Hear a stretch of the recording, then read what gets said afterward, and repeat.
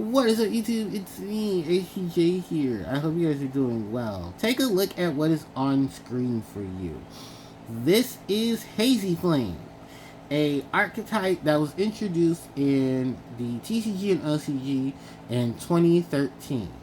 Hazy Flame itself is a massive amount of fire attributed monsters that are a beast, beast warrior, winged beast, pyro, and even dinosaur monsters that have the continuous ability to be that cannot be targeted by your opponent's card effects.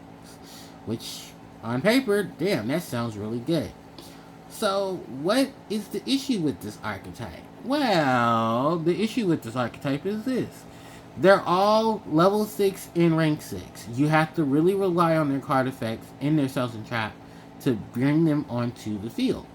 While in addition to that, they barely have any other support cards. Like, that's it. It's 7 monsters in the main. No, 1, 2, 3, 4, 5, 6 monsters. No, 7 monsters in the main deck. 1 extra deck monster. That's their boss monster. One continuous spell, 1 continuous trap, and that's it. And literally, I know many of you are going to ask me, well, why is it the way it is? Well, because later on, if you look into the lineup of things, the Hazy Flame got short sticked legitimately because Onslaught of the Fire King structure deck was released right after that. Yeah, I'm not even joking. I am legitimately serious. This archetype is on a short stick because a structure deck that literally supported a more focused lineup of monsters got the attention. And I wish I was joking, but I'm legitimately serious. Like, I am so legit serious. And I wish I was joking, but no, they literally did. Because around the time Cosmo Blazer came out, Onslaught of the Fire Kings was released. And while Konami, I'm sure, tried to focus a combination of Hazy Flame and Fire King, most people just went pure Fire King. Some people even went Fire King and Yubel because of how consistent that was. And, well, we saw what happened in 2013, 2023, 2024, didn't we? Yeah, we did. We sure saw what that entailed. Because, Yubel Fire King and Fiendsmith. You know, Fire King Snake Eye, Fiendsmith. You get the picture. So now, the main consistency of the archetype of cards that I have are what's in front of you. I have 3 of every one of these except for Hazy Glory. Hazy Manicore, Hazy Flame Sphinx, Hazy Flame Griffin, Hazy Flame Cerberus, Hazy Pillar, and Hazy Glory. The only ones that I'm missing are Hazy Heliogryph,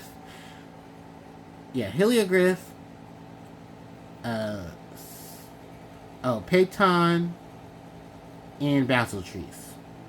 Those are the only ones that I'm missing. So, 2 main... Oh, and Hydra. So, 1, 2, 3, 4 monsters. 1 for the extra deck, the other 3 for the main deck, and that's literally it.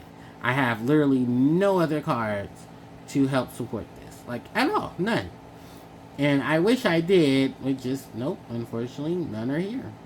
Now, what are the bright sides to Hazy Flame? Because I had to look this up to make sure everything was consistent. Hazy Flame itself has a good portion of Beast family in it, which you could probably utilize. It has a lot of protection effects because within its own archetype, it's able to protect. The monsters are able to protect themselves from being targeted by your opponent's card effects. So that in terms helps. But then looking at it, was like there's no real defensive effects until you get to the Xyz monster, Basil Trees. And then even then, it's like you really heavily have to rely on Hazy Glory and Hazy Pillar to put the monsters together. So it's like, well, Konami, did you ever really think to care much about Hazy Flame?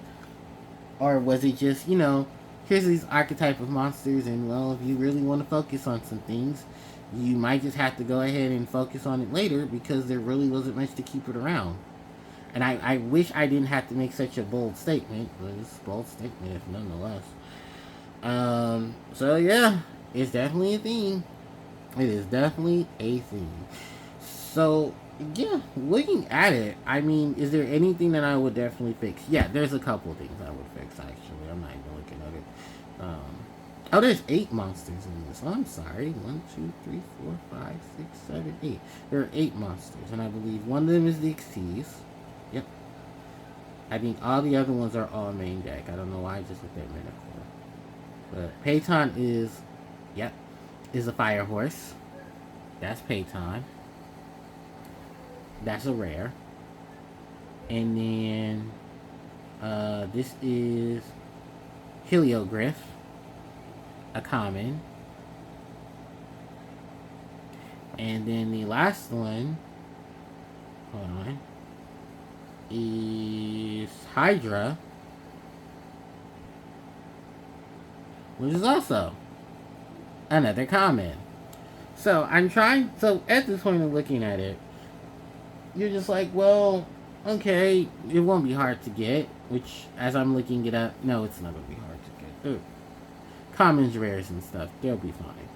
But I'm just like, well, what do we do? How do we get this together? How do, what ideas and what suggestions can I give? Well, if it's just looking for array of things, I would have to say this. It 100% needs a longevity of cards to support it. We're going to have to basically make it focus on fire attribute only, putting a lot of level 6s together, making a consistency of overlays to create a monster, and then focus on that. Because otherwise, not much there. But hey, it's something, and I want to do an archetype video on this. I really do, to go into more discussion about it, because it seems really legit solid. It's got cards that special summon. It's got cards that can, line up and link together and do all crazy things. But it's so stuck in the past that if it does get a new array of things, it's going to have to work really, really hard. I feel like it needs its own Lone Fire Blossom. It needs more spells and traps, because the only spells and traps that it has are Hazy Pillar and Hazy Glory. It doesn't have any real consistency outside of what's already present, and trust me, it needs a lot. Then, I'm looking at some other cards that can be used in the deck, and that is Archfiend's Oath and Convulsions of Nature. And the reason why I'm particularly picking out these is because Archfiend's Oath interacts with a few of the monsters here.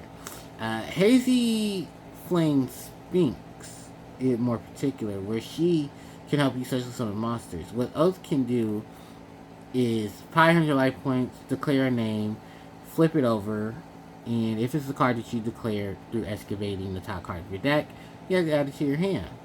Otherwise, it goes to the graveyard. And then in conjunction with that, you can use some of the other monsters to pull it out, like Sphinx, so she can pull out a monster from the graveyard. So it definitely works itself out. Convulsions of Nature, on the other hand, is another resourceful card. This is a very, very old card. I believe this came out in LOD. So, Labyrinth of Darkness, or Legacy of Darkness. And basically what it does, it flips your entire deck over. So you can see the, what is it that you can see? You can see your deck, basically. See the cards that are there, flip your deck over. With the combination of these two, you basically get to call the name for free, and it won't be interrupted by Convulsions of Nature. And you basically get to put, monsters onto the board, or set up your graveyard. Stuff that fire attributed decks like to do. So, in terms of itself, I mean, hey, it's pretty cool. But what more can you do, right? Right. I think it's really cool. I think it's honestly one of those decks that it definitely needs it needs modern support. It really does. And if it gets the modern support, I am so for it, because it definitely needs it. It really, really does. But hey, lessons to be learned, right, Konami? Lessons to be learned. I do have 3 of every card here, except for Hazy Glory. And I'm only missing maybe, like I said, the other monsters that are in this archetype. So, Penton, Heliogryph, Hydra, and Basilcock. So, I'm just missing the other 4.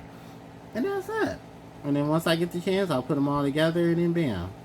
I'll do a deck profile. Not a deck profile, but I'll do a, I can do a deck profile. I definitely do a retro deck profile. Something for a hat format. with the struggles and calculations, but I can also at least try to do an archetype video for Hazy Flame and see how well that works.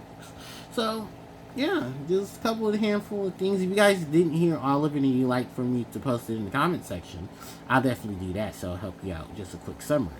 But yeah, thank you guys so much for watching this. I really do enjoy it. I am going to try to focus more so on maybe some upcoming ideas with Hazy Flame. But, I mean, some people probably say, well, isn't Fire Kings right there? And I'm like, yeah, Fire Kings is right there. I'm not going to lie. But, hey, you know, we'll figure it out. Most archetypes do. So with that said and done, thank you guys so much for watching. I really appreciate it. Don't forget to like, comment, share, and subscribe to the channel because it helps me out tremendously. I will keep you guys posted on upcoming things and events. And with that said, thank you guys so much for watching. And HTJ signing out. Take care. Bye-bye.